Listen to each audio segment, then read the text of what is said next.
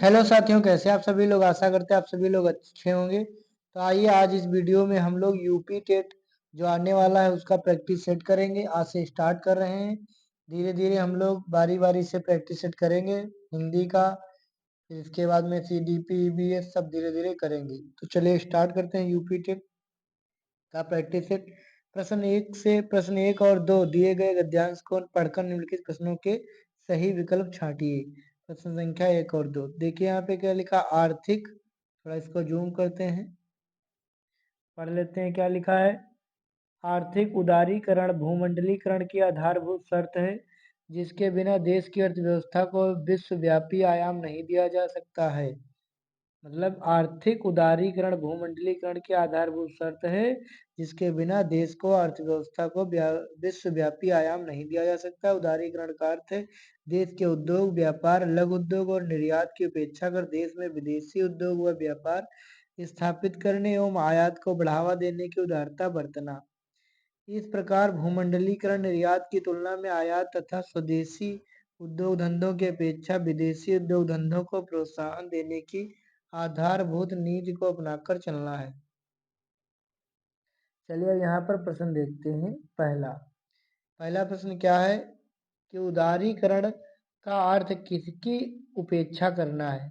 उदारीकरण का अर्थ है देश के उद्योग व्यापार लघु और सबकी बढ़ावा करना। लेकिन इसमें क्या कह रहा है, किसको जो है उपेक्षा करना है। किसको मतलब नेग्लेक्ट करना है। तो यहाँ पर देश के उद्योग व्यापार लघु उद्योग सभी को यहाँ पे उपेक्षा करनी, सभी से उपेक्षा करनी है। ठीक, व्यापार स्थापित करने आदि बढ़ावा देने की उदारता को बरतना है। तो यही चीज यहाँ पे लिखा है। भूमंडलीकरण किसको प्रोत्साहित करता है। भूमंडलीकरण किसको प्रोत्साहित करता है, तो विदेशी उद्योग धंधों को जो है प्रोत्साहित करता है। विदेशी उद्योग व व्यापार स्थान आयात को बढ़ावा देने की उदारता। अगला अगर भूमंडली किसको प्रोत्साहित करता है, तो आयात तथा स्वदेशी उद्योग धंधों की अपेक्षा विदेशी उद्योग धंधों को प्रोत्साहन देता है। यही चीज तो प्रश्न में पूछा गया है। नेक्स्ट प्रश्न देखते हैं। निम्न में से कौन सा संयुक्त व्यंजन नहीं है। ये देखिए संयुक्त व्यंजन इसमें से कौन सा नहीं है। देखिए कौन कौन सा संयुक्त व्यंजन। पहले तो है त्रा है। त्रा कैसे बनता है, ता और रा से। और ज्ञा किससे बनता है, इया से और जा से।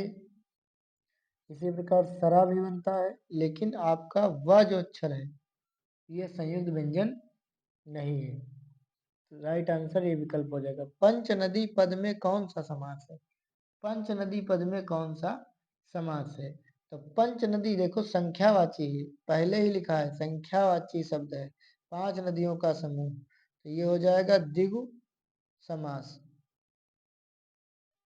अगला प्रश्न है अध्यात्म में किस उपसर्ग का प्रयोग हुआ है। अध्यात्म में किस उपसर्ग का प्रयोग हुआ है। तो इसका राइट आंसर क्या हो जाएगा, आदि। आदि धर्म आत्म, तो अध्यात्म। कृतज्ञ का विपरीतार्थक शब्द क्या है। कृतज्ञ, तो कृतज्ञ का विपरीतार्थक शब्द क्या है। तो इसका राइट आंसर हो जाएगा कृतज्ञ।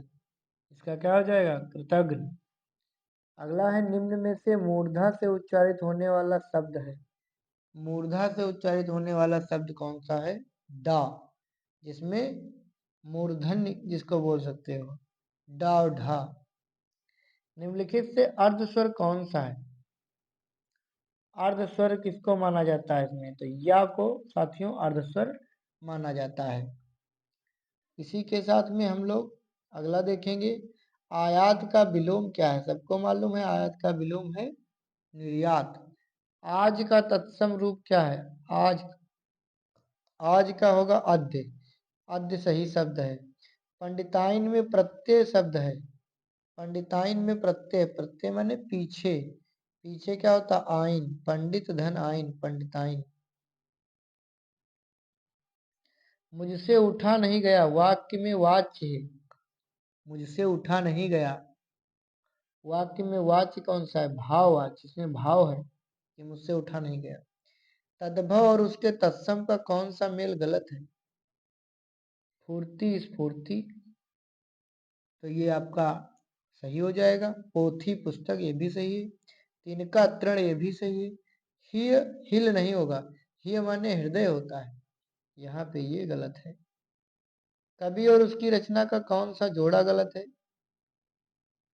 यहाँ पे देखेंगे कवि और उसकी रचना का कौन सा जोड़ा यहाँ पर गलत है।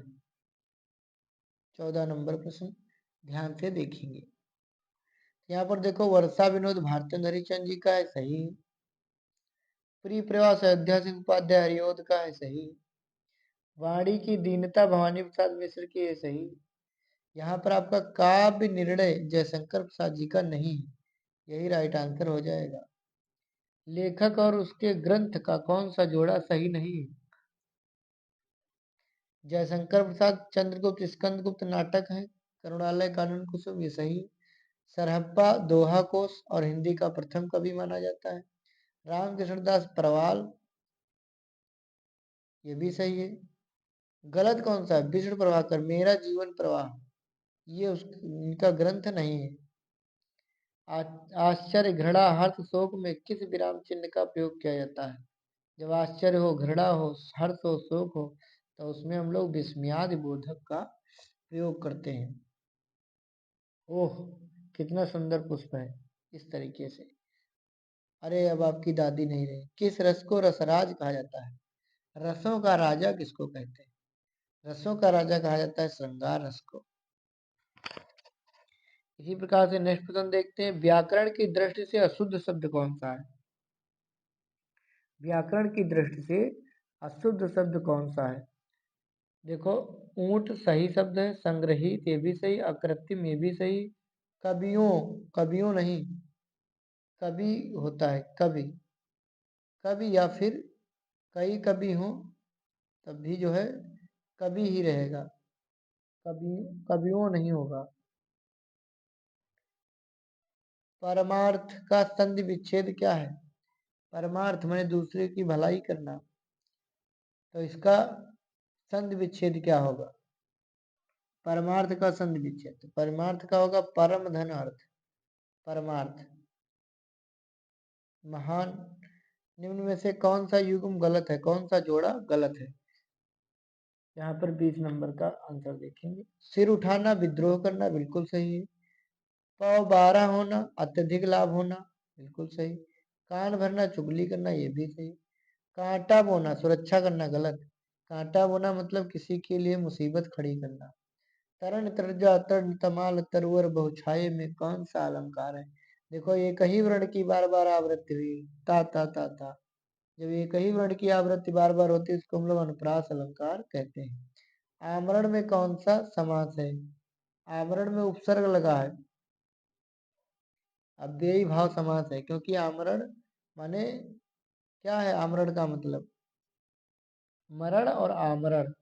जैसे कहते हैं हम आमरण अनशन करते हैं, मतलब जब तक मर नहीं जाएंगे, मतलब मृत्यु तक, तो ये अव्ययी भाव समास हो गया, क्योंकि इसके अव्यय नहीं किया जा सकता। अथ का विलोम क्या है? अथ, अथ का विलोम क्या हो जाएगा? इति। इति माने शुरुआत, मतलब शुरू। आपको वीडियो पसंद आ रहा होगा। चलते हैं सीधे सीधे हम लोग लास्ट क्वेश्चन की तरफ हैं आज के प्रैक्टिस सेट के, फिर मिलेंगे कल की क्लास में। अगला कह रहा कि बीजक किसकी कृत है? तो सबको मालूम है कबीर दास जी की है बीजक। निम्नलिखित में से पुल्लिंग शब्द का चयन कीजिए। तिथि घंटी मिनट टहनी, तो इसका सही जवाब हो जाएगा मिनट। देखो मिनट होते हैं या होता है, घंटी होती है, तिथि होती है, टहनी भी होती है, तो ये तीनों स्त्रीलिंग है, ये पुल्लिंग है। अबला जीवन हाय तुम्हारी यही कहानी पंक्ति किस कवि की है? आप लोगों ने इसको पढ़ा होगा।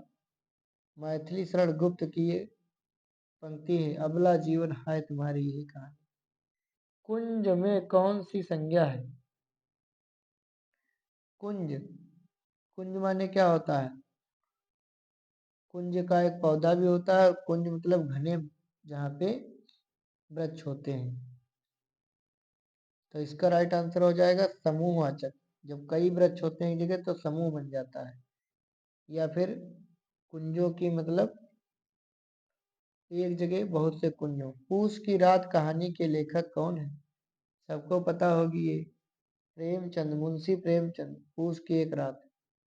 जिसका इलाज ना हो सके उसके लिए शब्द क्या है? जिसका इलाज ना हो सके उसके लिए एक शब्द क्या होगा? उसके लिए होगा असाध्य। जिसका इलाज ना हो सके उसको असाध्य कहेंगे। निम्न में से हरि का पर्याय नहीं है। हरि का पर्यायवाची शब्द नहीं है।